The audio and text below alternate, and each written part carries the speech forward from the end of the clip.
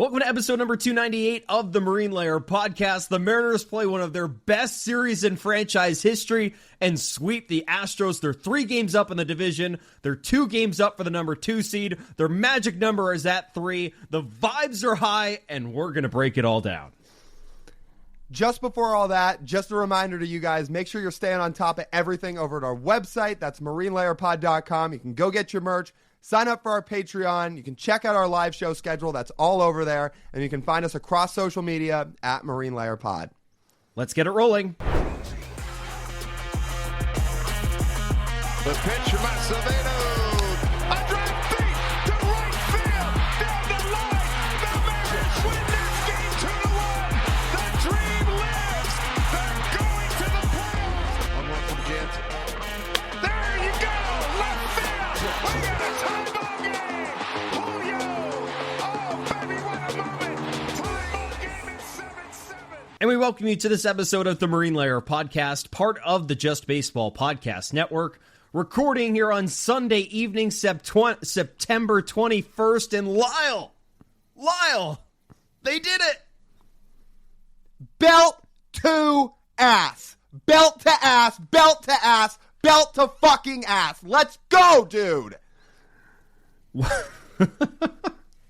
What we watched this weekend was 2 completely different classes of teams. There was one clear, superior team on the field this weekend in Houston, and I'll tell you what, for the first time in probably a decade, it was not the Houston Astros. There was a team there that deserved to win the division, and then there was another team there that certainly didn't deserve to win that division. I'm hyped. Everyone who the Mariners needed to show up showed up this week. The Astros played terribly. The home field advantage didn't matter. Isaac Paredes' Hail Mary didn't matter, and the Mariners come out in the best-case scenario playoff position that they could be in. What a weekend. I mean, it was honestly perfect. There were other sports outcomes this weekend that were also fantastic, and the Mariners just cap it off, man. Oh, my God. This might be the greatest regular season series they've ever played. Is it crazy to say that? If not, it's in the top 3. The only other competition's 95. In 2001, they were so far in first place, there were no regular season series to play for like that. And in the other years that the Mariners have been in playoff contention, they've never come through. Never. They don't do this.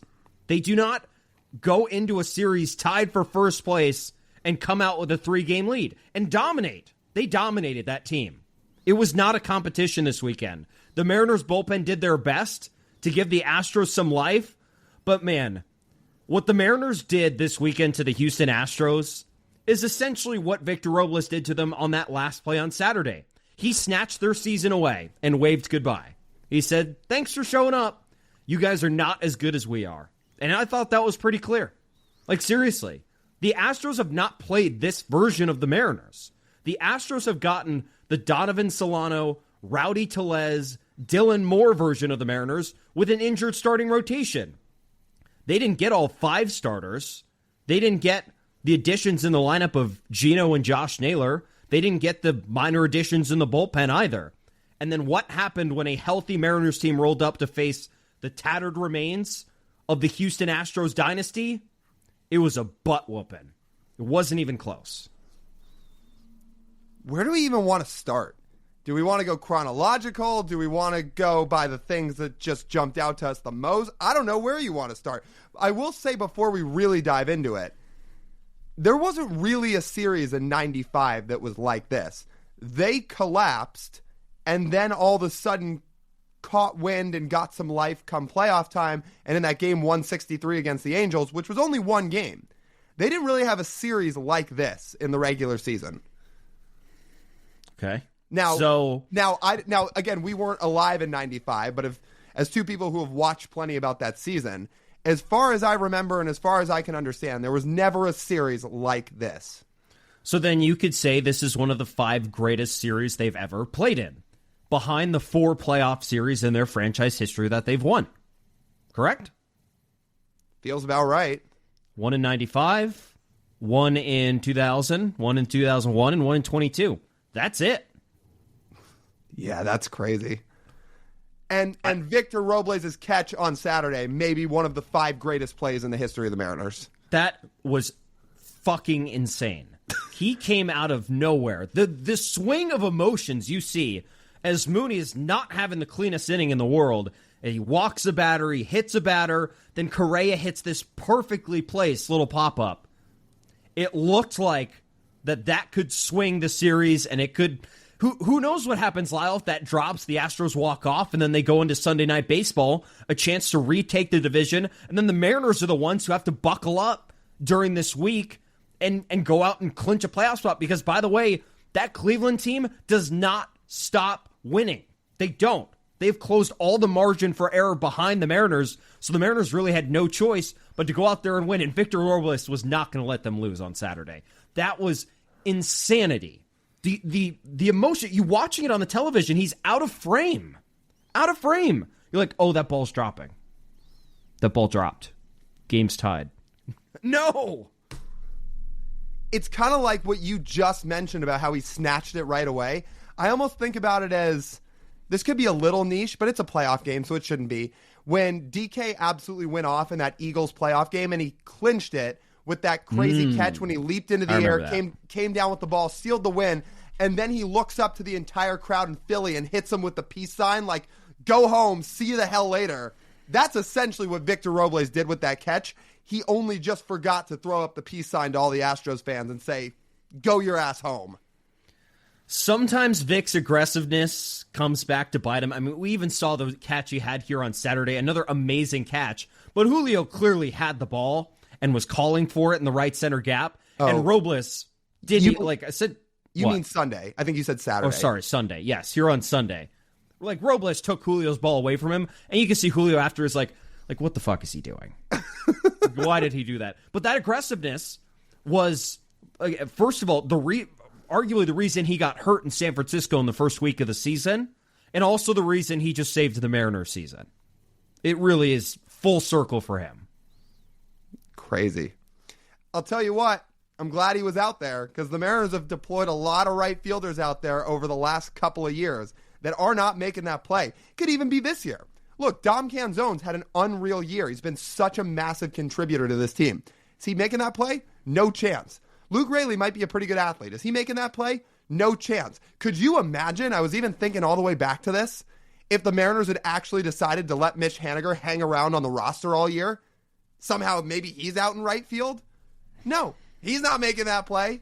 No. But you get Robles not only as one of your best athletes on the team playing next to Julio, it's really a center fielder playing right field.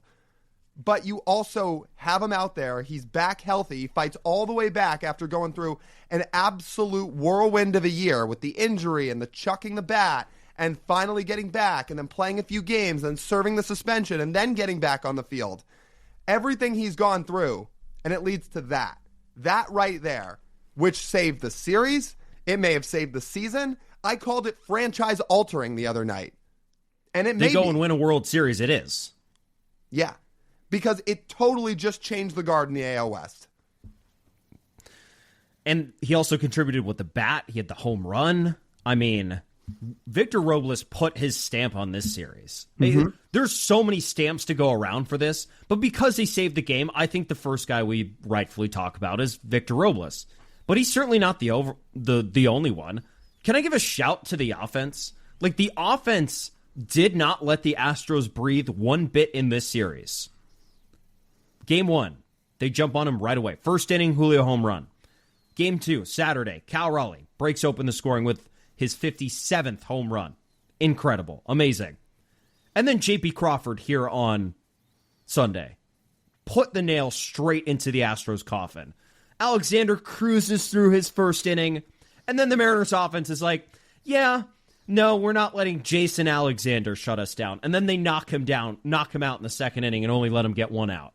I mean, just an incredible job of scoring early, making the Astros play catch-up, and knocking these starters around. Like, listen to these stat lines. Remember when I said I wasn't worried about these pitching matchups? Mariners offense agreed with me. Hunter Brown made his way through 6 innings, but there were some times in that game where the Mariners were putting the pressure on him. Managed to get 6 innings, 2 runs. Framber, This is a tale as old as time against the Mariners. He just cannot figure out, doesn't matter what version of the Mariners lineup they put out, he cannot figure them out. 4 2/3, 5 runs on Saturday. And then Jason Alexander today, an inning and a third, 7 runs. That is how you go out there and win a series. You put your foot on the gas and you don't pick it up. Crazy. And I was worried. I was worried about having to face those guys because those are 2 really good starting pitchers. And in big-time games, especially with a guy like Framber that's been in those situations, yeah, it's a tall task. And they lived up to it. Every single person that had their doubts about it, including us, especially including me, I was a little nervous about going into Houston and facing those guys. Didn't matter. They went out and they silenced everybody. They certainly silenced that crowd in Houston. The only Mariner who didn't have a big series with the bat, I think, was Randy. And that's because Randy was riding like an over 20, over 21. It was tough going for Randy. But everyone else, Cal has his 2 home runs. He's got a real chance at 63 entering this final weekend. Like, just give our final week, just give him a 2 home run game, and then all of a sudden, watch out. Seriously. Aaron Judge, watch out. Well, unfortunately for Cal, he's going up against murderer's row of pitchers this week, so it may be tough for him to put any balls out of the yard. Do you have the probables in front of you? I do. Let's read them out. Oh, you know what? Sorry. They haven't announced. The Rockies haven't announced their starters yet for this series, so it's still TBD. Oh. Well, I'd say your guess is it's somebody with an ERA over 6. Yeah. Yep. Whether it's a big leaguer or minor leaguer. I'll tell you what. So Cal's got his 2 home runs. He's got a real chance at 60 home runs, which, again, is crazier the closer he gets to it. You had Julio with a big offensive series. You had Polanco with a good offensive series. How about J.P. Crawford again with another huge moment during this stretch? And there was an earlier part of this summer that J.P. was ice cold at the plate. During this 2-week stretch, he's stepped up, and he has just delivered. It's been awesome. He really seems to have a knack for the clutch moment. We've seen him come through late in games. We've seen him come through in big situations. He just did it again this weekend. None bigger than the Grand Slam on Sunday. But it's funny, you're right, the ups and downs that he's had at different points of the year, the one constant through all of it seems to be he seems to find a way to just come through when it matters most. We saw it again this weekend. Yeah. Who else am I missing from the lineup? Well, let me say this about Randy. Even though he was the one guy that's on a little bit of a cold streak right now, I'm not that worried about him. Number one, because he's such a great player. Number two, you know when he's going to get hot? During the postseason. Doesn't really matter to me if Randy struggles during the Rockies series this week, or maybe he has a ho-hum series against the Dodgers. You know when he's going to get hot?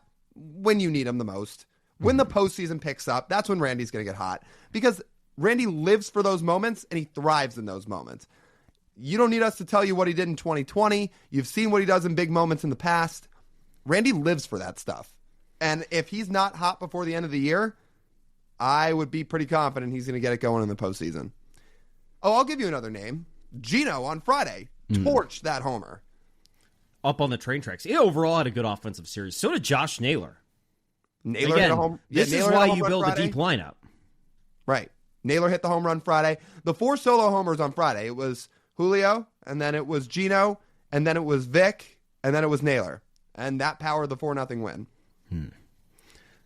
You look at the lineup that the Astros are rolling out there across the way, and you say that's why you A, build a deep lineup, and B, have them stay healthy. Because it makes a difference in this series. Think about the injury situation of those two teams. The Astros had 13 players on the injured list, and I don't think that counted Yordan, who was active, but not on the injured list, even though he might not play the rest of the season. Wait, is he not on the IL? Is he not technically on the IL? I didn't think he was on the IL. I don't think they've... I just thought he wasn't... They weren't clearing him to do baseball activities. I don't think they've IL'd him. No, he's on the IL. I was going to say, I don't think that sounds right. Yeah. Okay.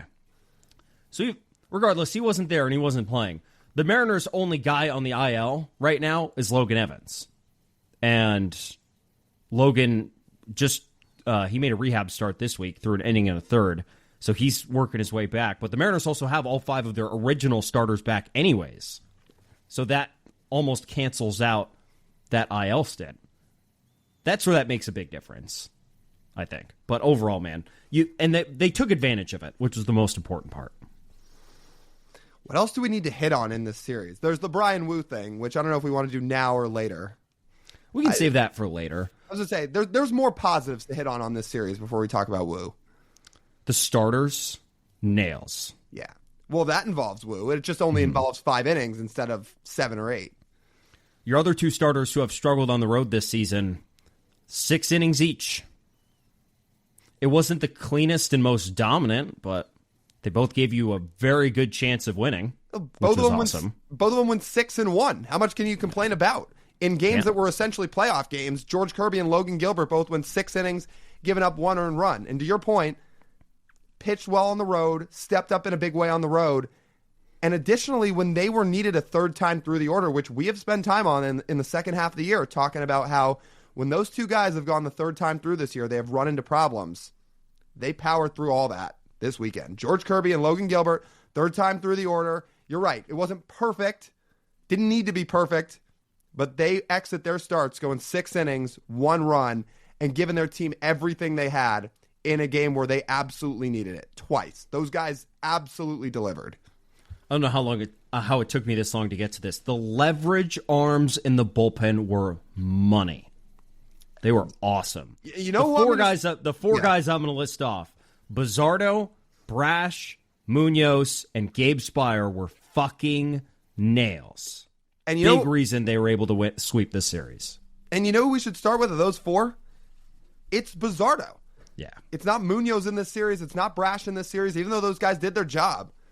Dude, it's Edward Bizzardo. That guy, when Woo exits his start on Friday, he went and gave them 2 dominant innings in relief. There was plenty of bad vibes circling around that game at that point because you don't know the status of Bryan Woo. You know he leaves the game with a trainer. You start to worry about how things could unfold. No. Edward Bizzardo steps into that game and just slams the door for 2 straight innings. Unreal. You and I were talking off recording, and we were curious if they were going to manage this series truly like a playoff series. That on Friday was managed exactly like a playoff series. Oh, yeah. Now, I don't think in June they go Bizzardo for 2 innings. But I think they understood the importance of that, especially given the magnitude of taking that first game. Yeah. Now, Saturday and Sunday might have been a little bit different, but you know what? They still won. It was different, but that also was different because of rest purposes a little bit more. Because you had everyone fresh on Friday. Yeah, you did. But yes, you're right. They did go to Carlos Vargas probably twice too many times during the weekend, which did not help. But literally, the rest of the bullpen besides Carlos Vargas was good. They were great. Ferguson struggled on Sunday too, but still. Yeah. Okay, that's a fair point. Gabe on Saturday, unreal. His really only moment of the series, and he comes in a huge moment, and you could tell he was jacked up. He was throwing harder than he had thrown all season. Gets that huge strikeout. Oh, he blew it by at 98 on that strikeout. Yeah, he was pumped up, and you saw it on his facial reaction when he walked off the mound. He is screaming. And look, Gabe has certain points in the year where he'll get really fired up, and then there's certain points where I think he's more even-keeled, or at least he keeps it internal if he's not. Even earlier in the week. Yeah, not on Saturday. He let it all out for every good reason. Earlier in the week, I saw people tweeting wondering if Gabe was tired because he was throwing 93. Yeah, I don't think he was tired when I watched him on Saturday. No. And then he talks about post-game how that was the most electric clubhouse post-game after any game he's ever been in. That was pretty cool. I'd hope so. Yeah, there's a lot of things to be excited about. Goodness, what else? Do we have anything else? I think we covered all of it. Can I just leave a note here on Gabe Spire? And again, this is all supposed to be positive, and it is positive because I'm going to spin this positively about Gabe Spire. But I just do want to get this little PSA out into the universe for anybody that might be listening to this. Why exactly do they treat Gabe Spire like he can't pitch to a right-handed hitter? I don't get it one bit. I know he's better against lefties, and that just speaks to the overall year he's had. But you're talking about a guy that's given up about a 600 OPS to righties on the year and a 480 OPS to lefties. Why can't he throw against righties? Carlos Vargas' OPS against righties this year is about 300 points higher than what Gabe Spires is. I don't have an answer to that question. And it's especially puzzling because they have another lefty in the bullpen for a specific lefty appearance if you need it. I don't know. And especially against the Astros, who are very right-hand heavy. There's no Yordan in that lineup anymore, the ultimate left-handed hitter for Gabe to get out. So that leaves, like, when the last time the Mariners were in Houston, Gabe didn't pitch at all because there's so many righties stacked in that lineup. I'm glad they got him in when they could in this series, but it was apparent that there were some leverage outs that needed to be had, and Gabe only got one of them. He faced one batter the whole series. Yeah. I'll just say it. 100 out of 100 times in the slot where Carlos Vargas threw, I'm going with Gabe Spire, and I'm not thinking about it. If he is rested and he's healthy, it's not a thought. I don't care about lefty-righty, especially when he's proven that he can get righties out. I'm going with Gabe Spire. I'm with you. Anything else we're not highlighting? I feel like we've got most of the storylines out of the way, just besides the fact, man, you and I, this is probably the second happiest right now we've been as Mariners fans, just on a personal level. Aside from the clinch? Aside from 2022, yeah, when they clinched and broke the drought. I think right now that is the happiest I've been. That we can combine that and the Toronto series together. It was within a week of each other. That's about as happy as I've ever been as a Mariner fan. Besides that, when Robles makes that catch and the realization sets in that you're going to win the series and you're going to exit the weekend with the West lead, with the Rockies coming into town, and just looking how these two teams match up on paper, like how can you not feel as good as you felt in 25 years besides 22? It's impossible. It's impossible. I don't know how much in-depth analysis I can give you on that other than it is. You just slayed the dragon that's been sitting atop the AL West for almost a decade. You went into their house, into their dungeon, and you slayed the dragon. And you did so in absolutely dominating fashion. Which, by the way, the capper to all of it, was it not pretty fitting that that series ended by punching out Jose Altuve? Of all people. It wasn't Zach Cole. It wasn't even Isaac Paredes, who's new to the team. You know, it wasn't Jake Myers. To punch out Jose Altuve to end that series. Does that not feel pretty metaphoric? Does that not feel like it has some symbolism? Does it not feel like that's a passing of the torch in some sort? When I watched that, I said that's a pretty cool cherry on top to this whole weekend. It does, but you have to go win something. You need to make the CS. You have to, at least. You can't just bow out in the first round. Because what happens if the Astros make the third wild card and go farther in the playoffs than you? Then who's laughing? Well, then, yeah, that's not a great look. 100%. Think about it in 2023. Like, do you think the Astros were happy about this, that they won the division over the Rangers, yet it was the Rangers who beat them at home in the championship series and then won the DS, or then won the World Series? Well, no. Right. And those two are rivals. Definite. There's some heat there. It all depends on how the Mariners finish this season. Then I could say absolutely it's metaphoric. Jose Altuve handing the baton to the Mariners. You don't have to win the World Series. I'd love them to win the World Series. But for that baton to be passed, make an appearance in the ALCS or in the World Series. Then I will say it's passed. All right. Yeah, I can buy that. But for the time being, and for what this series currently stands for, in that moment, it felt pretty metaphoric to me. That, again, it wasn't Pena. It wasn't Myers. It wasn't Cole. It wasn't Zach Paredes. Cole. Yeah. Still managed to homer this series. He did manage to homer. But again, and Pena's a great player. But when you think of this regime of the Houston Astros, it's Altuve. It's Correa. You could add Bregman and Springer and some of those other guys into that if you wanted to too. But the main guy, the one that sticks out like a sore thumb, Jose Altuve. That's who you punch out to end this thing. I thought that was a pretty cool cherry on top. Well, let's hope they do something with it and they make it worth it for us. I think this is a good transition into this because while everything else for the Mariners fell into place this weekend, to make it that much more sweet and set the Mariners up to make that deep playoff run. I hope everyone's looking at the standings this morning when you hear this and it comes out on Monday. Not only do the Mariners now have a 3-game lead in the American League West, They now have a 2-game lead over the Detroit Tigers for the number 2 seed in the American League. They can clinch not only the American League West, but they can clinch that number 2 seed with their magic number being at 3 heading into the Rockies series. How about that? All they need to do is sweep the worst team in baseball, one of probably the 10 worst teams of all time that have ever been fielded in this great league, and they will have a bye, they'll get a week off, and they'll clinch a postseason spot. And then you and I, Lyle, we have a relaxing weekend. From an emotional standpoint, we'll still be at the park. Yeah, we'll still be at the park, but that'll be great. I was going to say, Mariners can relax. You could get guys some days off. You could get Cal off his feet. You could have your starters go 3 innings so you don't have to tax them. You could do a lot of different things and get guys rest and get people off their feet. Because when you say basically a week off, if they were to clinch during the Rockies series, let's say it's on that Thursday where they get the number 2 seed, you don't have to do much of anything against the Dodgers. And then if you don't have to do much against the Dodgers, followed by not playing in the wild card round, that's a little over a week off because the first time the Mariners would play a game again would be that following Saturday. So you get over a week. And the Dodgers might not have anything to play for either. Maybe they just forfeit.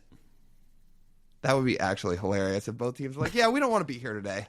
The Dodgers are 3 games up on the Padres in the National League West right now, and there's no chance at them getting a bye. The Phillies and Brewers are pretty sizably ahead of them. I mean, there's a chance that the Phillies collapse this week, but they have a 4-game lead on the Dodgers for the number 2 seed in the National League. So that could all be wrapped up by the time they head to Seattle for the final weekend. So there's a chance that TJ, neither of these teams really are doing anything besides sending Clayton Kershaw off. Also, yes, the Dodgers are currently 4 games back of the Phillies, so a collapse is possible, but ask me who the Phillies are playing this week. Are the Phillies also playing the Rockies?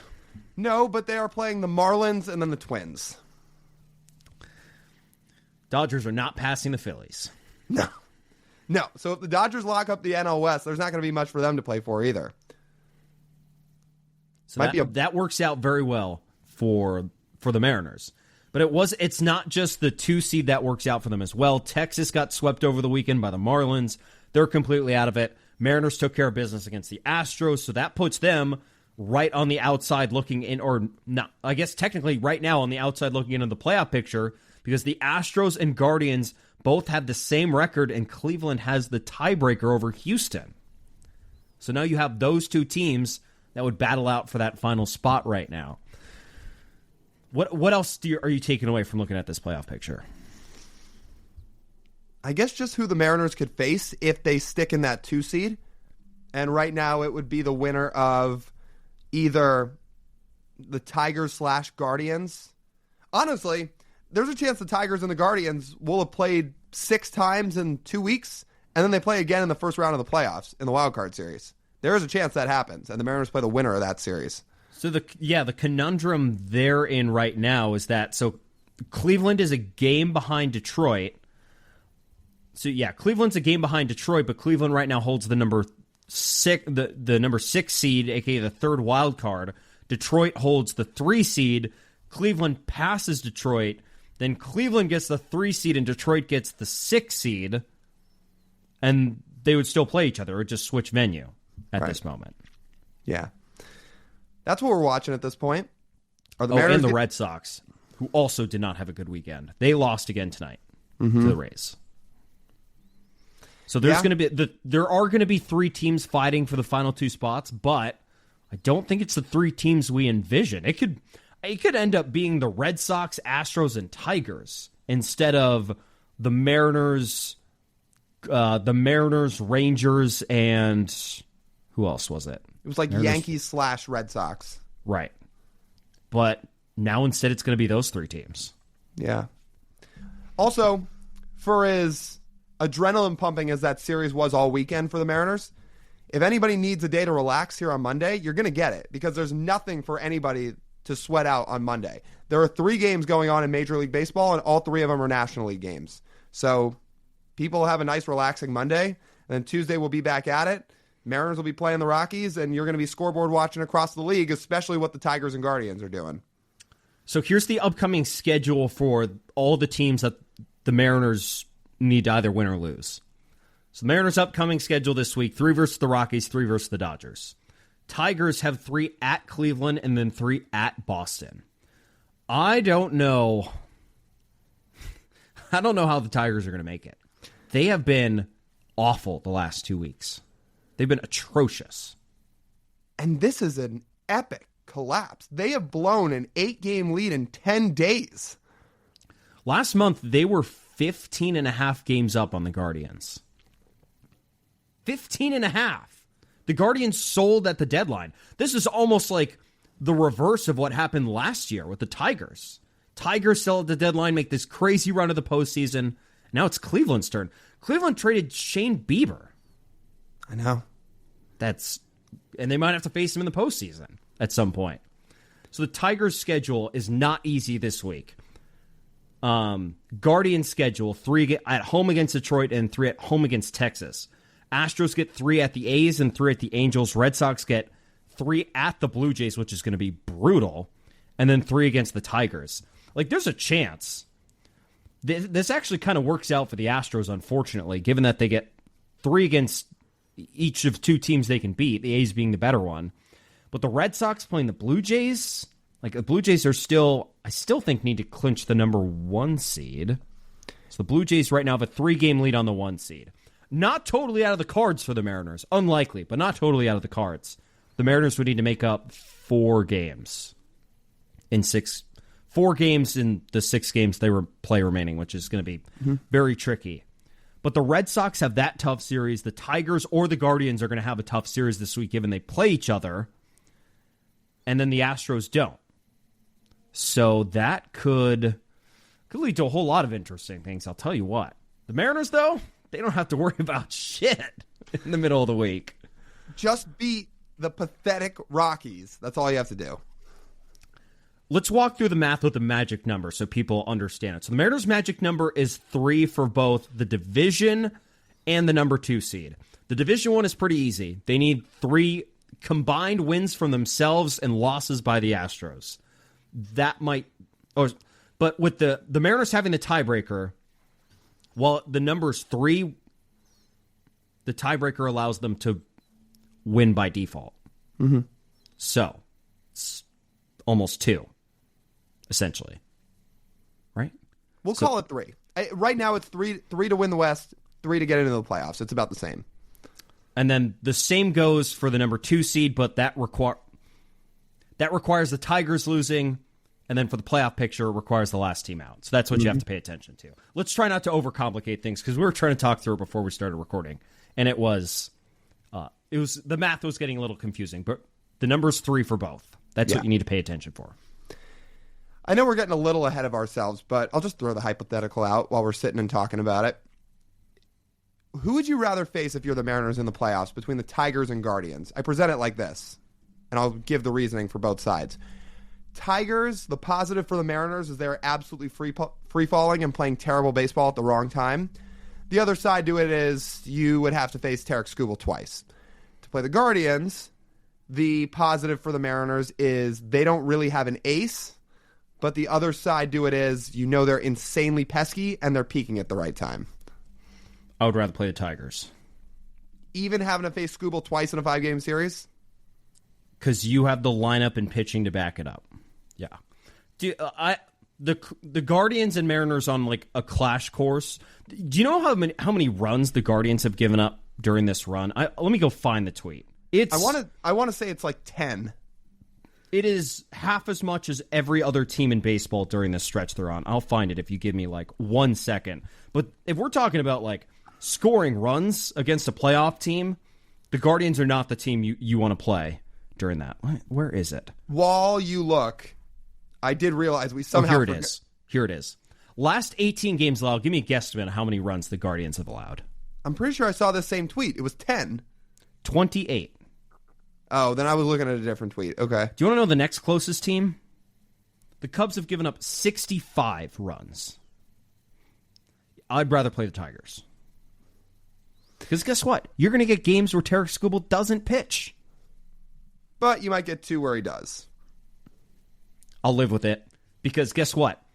If you play the Guardians, you get 5 games against a team that gave up 28 runs in 18 games.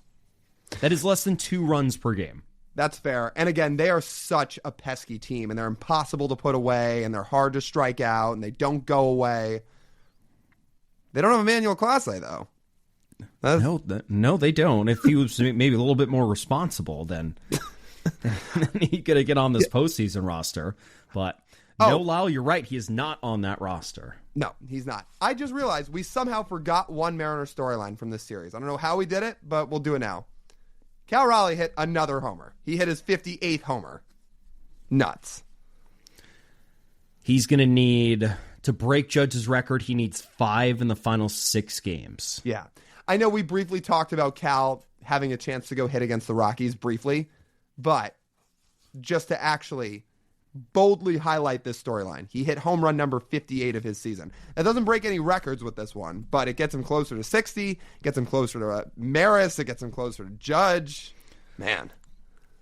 I would love for him to break Aaron Judge's record, but even if he gets to 60, just think of the names he's up there with. The players ever to hit 60 home runs in a season all time are Aaron Judge, Roger Maris, Babe Ruth, Sammy Sosa, Mark McGwire, Barry Bonds. That's it. I know. Those are the only ones. That's crazy. And it could be Cal Raleigh. Could pass some other incredible names that got stuck at 59. Giancarlo Stanton got this close to 60. This close. Didn't quite get there.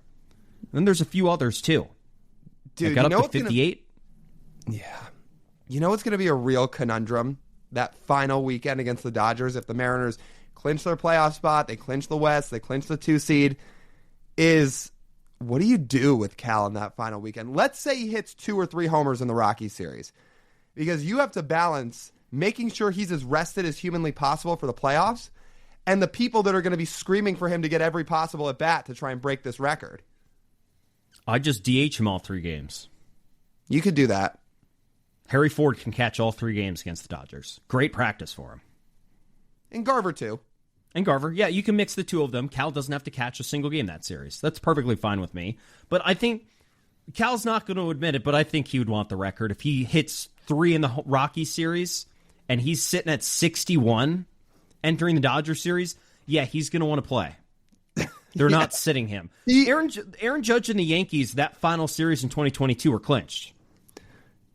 Dude, Aaron Judge did not have to play in that series. Yeah. I would love to peek into Cal Raleigh's brain, because we see all the answers he gives with this stuff, and they're the right answers. That team first, don't make it about me. It's about winning it all. And you know what? He genuinely does believe that. So I'm not dismissing that by any means. Cal is by every sense a team first guy, and everybody knows that. You guys listening all know that. But it's human nature. You can't tell me that he would not want to go break that record if he's that close in the final weekend. TJ's right. He won't say a word about it out loud, nowhere in the media, but in his head, he's thinking about it. Of course he's thinking about it. If I was in his position, I'd try to go up there with a metal bat if it was up to me. I think he's not thinking, well, he's probably not thinking about the MVP specifically. He's not probably thinking more about the record. But I've continued to say, we both continued to say, breaking Aaron Judge's record is the ultimate card in winning this American League MVP. Are the voters really going to turn him down if he breaks Judge's record? Even if he gets to 60, I think it gets to be a real serious conversation, even more than it already is right now. They're tied, you're tied in war, and he has 60 homers. Yeah. It's all right, we're talking about value. The value seems pretty high. Cal's story is better. His team is better. People like a good storyline. And again, he's a catcher. Judge the last 2 months has basically been a DH. Let's hope so. Let's hope the Rockies throw the best there is out there. Again, now that we're right ahead of the Rockies series, I think we've done this a couple times, but just for shits and gigs, you want to read through these ERAs for everybody while it's now relevant as they're going to get set to play the Rockies this week. Let's run through their 6 qualified starters here. You roll out with Kyle Freeland, who has posted an absolutely menacing 4-16 record on the year. Yes, pitcher wins don't matter, but saying that out loud is hilarious. He leads all of baseball in losses. He's sitting at a 5.14 ERA. Their dominant ace in Southpaw Kyle Freeland running at a 5.14 ERA with a 1.46 whip. That's their ace. That's a team best ERA if that wasn't clear enough for Lyle. It is. You then go to Antonio Senzatella at their number 2, and I don't know if he's their number 2 starter, or that's just where they list him. Senzatella has a 6.84 ERA on the year. That is 6.84. Herman Marquez is in the number 3 spot at a 6.49 ERA on the year. Yeah, 6.49. Do you remember when Herman Marquez was good? Remember when he was being floated out there as a trade chip and people were floating out absurd packages for the guy? They should have traded him. I'll tell you that. Yeah, they should have traded him. Chase Dollander comes in after that. Now, he's got a 6.52 ERA. It's a little skewed, and Dollander may be the one guy where if the Mariners face him, he could give them something. And he could give the Rockies some real length and some real production, because these have to be the most insane home road splits in all of baseball. I'm looking at the same thing you are. It's bonkers. So our friends over on the Just Baseball show were just talking about this the other day. And then you look at it right in front of your face. It's crazy. Chase Dollander, I know he's only a rookie, but this feels like a guy where the second he has the ability to get the hell out of Colorado, he's leaving. Because away from Coors Field, he's actually been very good. He's got a 3.46 ERA on the year as a rookie. And this is a guy with, again, huge stuff, was a star at Tennessee, was drafted in the top 5, and away from Coors Field, he's really good. Again, 3.4 ERA. At Coors Field, well, that would be a 9.98 ERA he has at home in 2025. So if the Mariners get Dollander in this series, that could be the one starter who might give them some trouble. And then the key there is might. It's not for sure. And that is more than a run per inning. His whip is almost 2. Now let's keep going. There's still 2 other starters we got to hit here who the Mariners could see. There's then Tanner Gordon with an ERA at flat 6 over 14 starts. And we'll close it out with Austin Gomber, who the Mariners have crushed in the past, who has a 7.49 ERA. Actually, is he even still on the Rockies, or did they cut him? Let's see. He is. Oh, he's a Cub. Yeah. Okay, so he's gone. Well, their bullpen has actually had some solid run prevention this year. The problem is they haven't had many leads to hold on to. Oh, I'm sorry, dog. I forgot somebody else. Then you get to Bradley Blaylock, who, again, I guess with Gomber gone, somebody else has had to make some starts this year. He has made 11 starts, and he has a 9.16 ERA on the year. Dude, how is this possible? How can you be this awful? I think it's just as amazing that despite those starter ERAs, they have 2 relievers with an ERA under 3. Yeah, that's a little pretty surprising. Crazy. A little bit. Jimmy Herget has a 2.61 ERA this year. Is worth nearly 3 wins. But the problem is the Rockies don't hand their bullpen a lot of leads. Because on top of the fact they have the worst pitching staff in baseball, they also somehow, despite playing in Coors Field, have the worst offense in baseball as well. There's zero excuse to not sweep this series. Even if Dollander pitches, zero excuse to not sweep. I don't care if Jonathan Diaz starts all 3 games of this series for the Mariners. They should sweep. If that's what you did to the Astros arms this weekend against Hunter Brown and to Framber, I mean, come on. They should score at least 6 runs a game. Yeah. You gotta. There's not a bat really in this Rockies lineup that scares you. Ezekiel Tovar, who is probably the most talented player they have, has a 695 OPS playing in Coors. The one bat would be Hunter Goodman. Yes. Okay. I forgot to mention him. Hunter Goodman's been really good this year behind the plate. He's been one of the best offensive catchers up there with Cal in the whole league.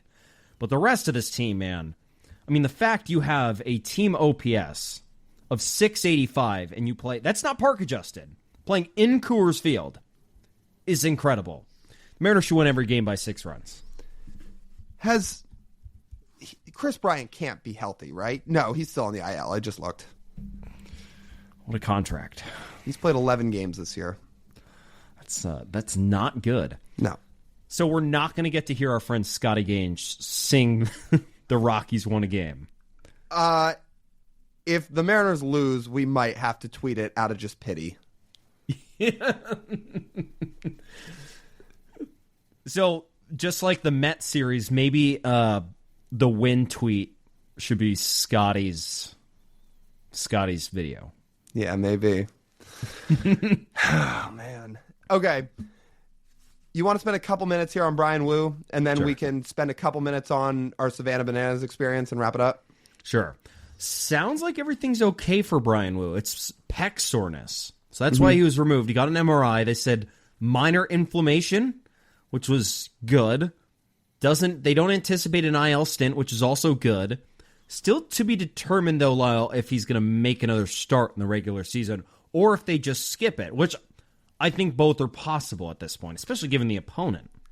If the Mariners had lost 2 of 3 to the Astros, or even if they had won 2 of 3 and lost 1, I might be itching a little bit more to see Bryan Woo pitch, if he's healthy, to put the Mariners in the best possible position. But now that they're in this position, I feel like they can probably afford to just let him skip that start.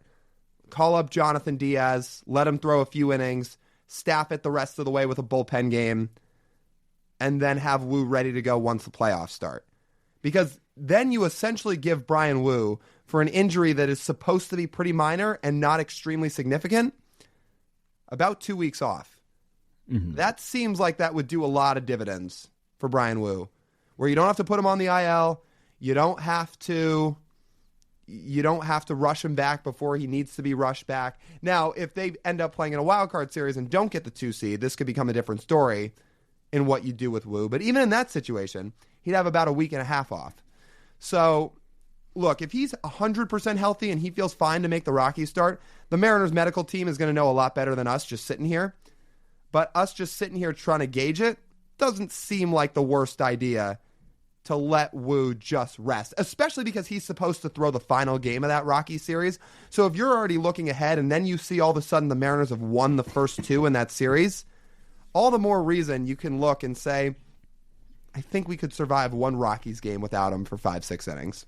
If the Mariners win the first 2 of the Rockies series, there's a pretty high chance the Mariners have already clinched the division at that point. If so, does Bryan Woo need to pitch? Like, everything's locked up. Well, everything but the bye. Everything except the bye. But even that, the bye could be within a game of getting locked up at that point. Yeah, maybe the magic number would be 1 or 2 with 3 to go. Which the Mariners would be like, I'm sure we're going to get a game at some point. And like we pointed out before we started recording here, that final game of the Rockies series is, I believe, also going to coincide with the final game of the Guardians-Tigers series. Mm-hmm. So, like, someone's going to lose in that no matter what. Yeah. Especially if, say, Cleveland wins the first 2, jumps behind the Mariners and leads the American League Central, but then the Tigers win that finale, and then Cleveland loses, and then that's the loss you need. And your game might not even matter. Mm-hmm. So, I'm not too worried about it. I honestly think they're just going to skip his start. I think this week and this weekend, what you just did to Houston and the amount of cushion you gave yourselves has afforded you to essentially give Bryan Woo 2 weeks off before starting a division series after the bye. And I think that works out great. He'll be healthy. We're a hell of a lot more calmer about this now than we were on Friday during the Savannah Bananas game. I got to tell you what. So we're going to put a vlog out on Tuesday. It's recapping our whole Savannah Bananas experience throughout that entire day. But throughout it all, we're weaving in us and live reacting to all the Mariners' Friday night action against the Astros because we combined it all together. And us, just like a lot of people in that ballpark that night, were multitasking. Oh, when we watched Bryan Woo come out of the game with a trainer, and before we knew what the diagnosis was, I mean, I'll speak for myself. I was ready to just about melt down. I was in a bad headspace. Just think about the scenario. Game 1 against the Astros, biggest series of our lifetime in the regular season. Bryan Woo's cruising. You look like you're about to walk your way to victory in Game 1, and then the worst possible thing happens.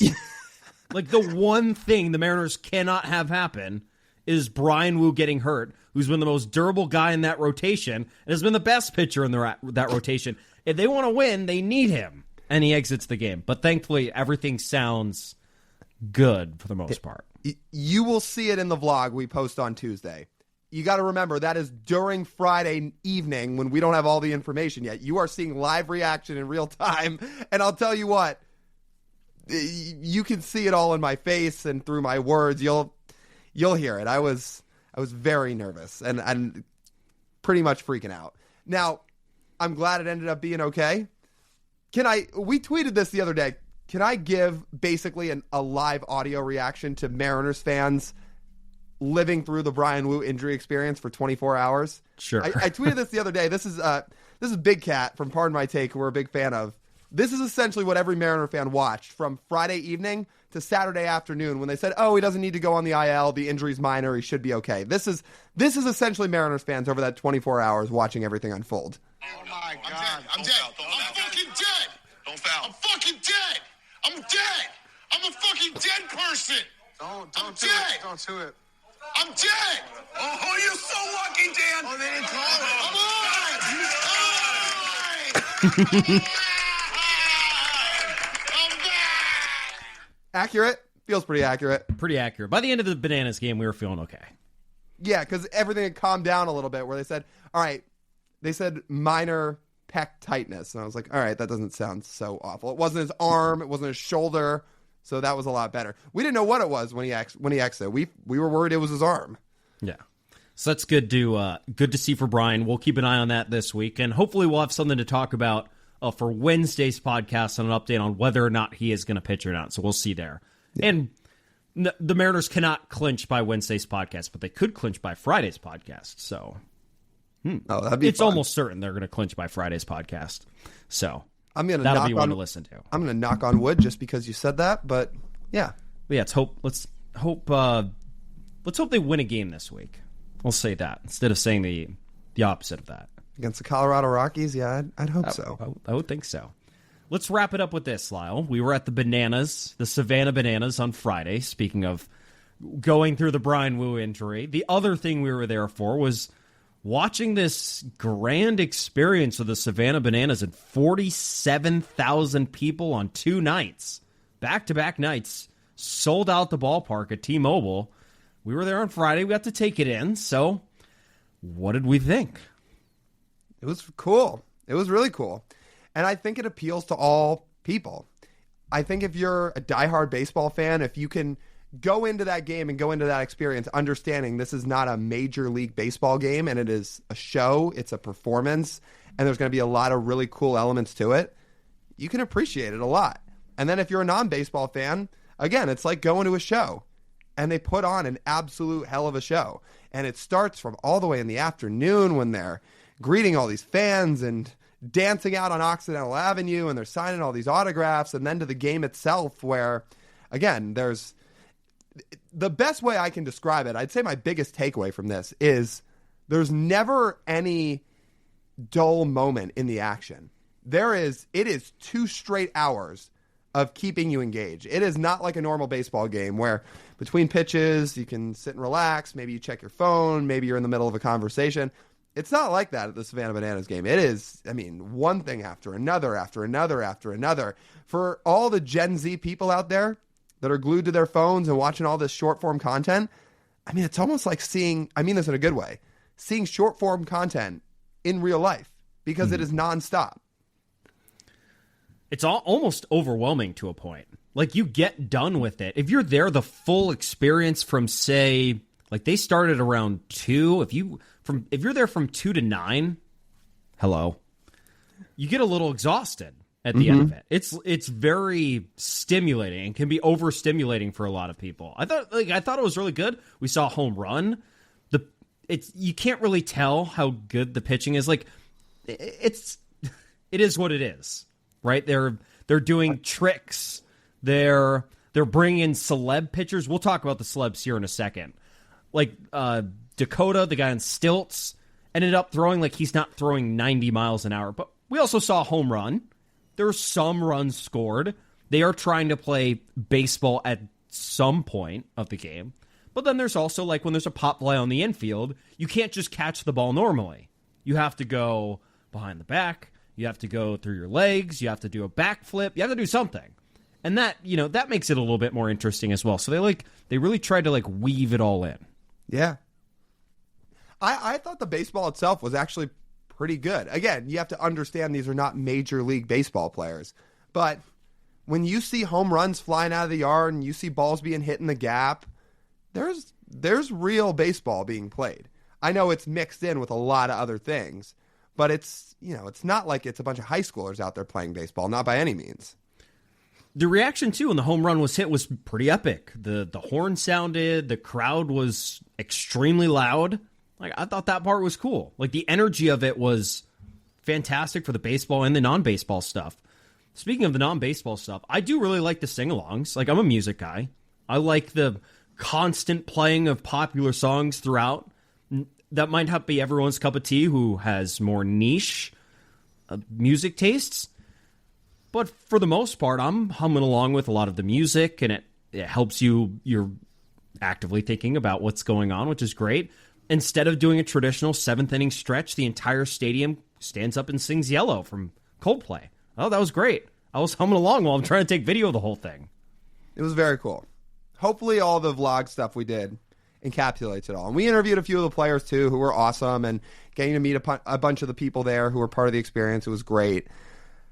Yeah, I mean, you're right that there are parts of it that feel a little overstimulating because, again, there's so much going on. But it is a very, very fascinating experience, and I mean that in a good way. I'm glad we did it. Let me put it like that. I'm glad we did it, too. After we wrapped up, like, what comes to mind when I think about it, it is sort of like a Broadway play with baseball. It's kind of what it is. And they've done a really good job of putting that on. For me, I recommend everyone, if you get the opportunity, go watch it once, see if you like it or not. It'd probably be about a once-a-year thing for me. Yeah, that feels about right.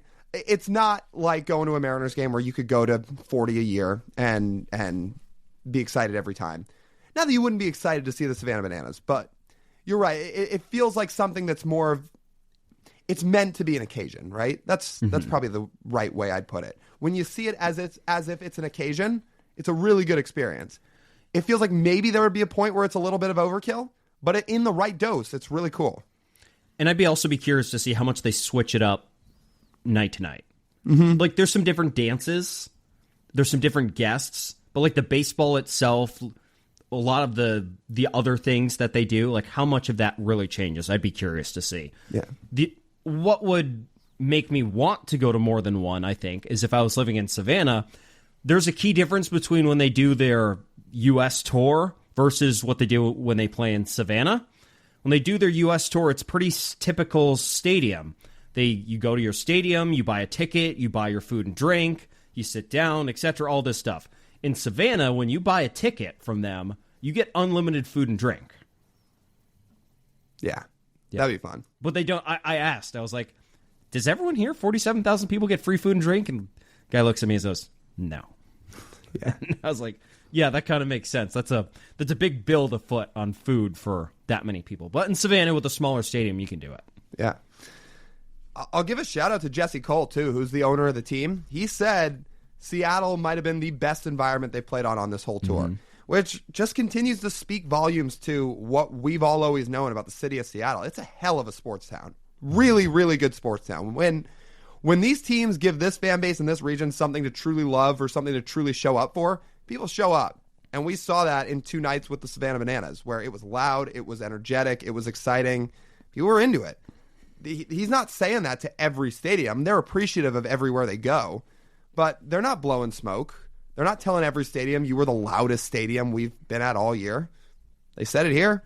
It was pretty cool. And again, this is a team and an organization that played in Clemson's football stadium not that long ago. That is way more capacity than T-Mobile Park. Yet that was the loudest environment. I also think it's really cool they have their own baseballs, and I have one. So I will forever have a banana ball. It's cool. Again, a yellow baseball. I was all for it. Mm-hmm. So, but it was a fun day on Friday. It's fun to multitask. Yeah, Mariners and banana ball, and we were not the only people in that ballpark paying attention to both at the same time. No, and we got to meet a lot of fans who were into both, and we got to spend time having some conversations with, which was very cool. So shout out to all you guys that either stopped us on Friday or wanted to strike up a conversation. It's always a blast to talk to all you guys. Seriously, that was awesome. And the experience was great. Yeah, I agree. A lot of fun. Hopefully they come back sometime soon. Maybe It might not be next year. Might have to wait a couple years.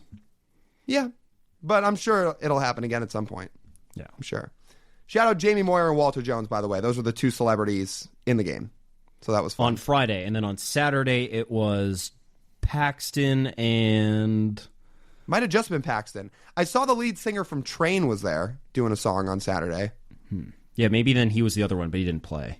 Mm-hmm. Yeah, but very cool. People gave Jamie Moyer a very, very loud ovation, so that was fun. All right, I think that just about wraps up this edition of the Marine Layer Podcast. Hell of a weekend, you guys. Seriously. Keep all the energy up. Keep it going throughout the week. Let's keep it going into, knock on wood, October, because this has been a blast. I do not want it to end, and I'm sure all you guys feel the same way. So let's keep this thing going. If you want to keep up with everything we're doing, you can get your podcast wherever you get your audio pods. Make sure to download and please go rate and review 5 stars if you're listening on the audio side. It really does help. If you're on YouTube, like, comment, and please go hit that subscribe button. It's right in front of you. It's the best way you can support us and the channel. So just go hit subscribe on YouTube. On our website, you can find everything from our merch to Patreon to our live show schedule. That's all over at marinelayerpod.com. And you can check us out across social media at Marine Layer Pod. That's TJ. I'm Lyle. As always, we thank you guys for tuning in. We'll talk to you soon.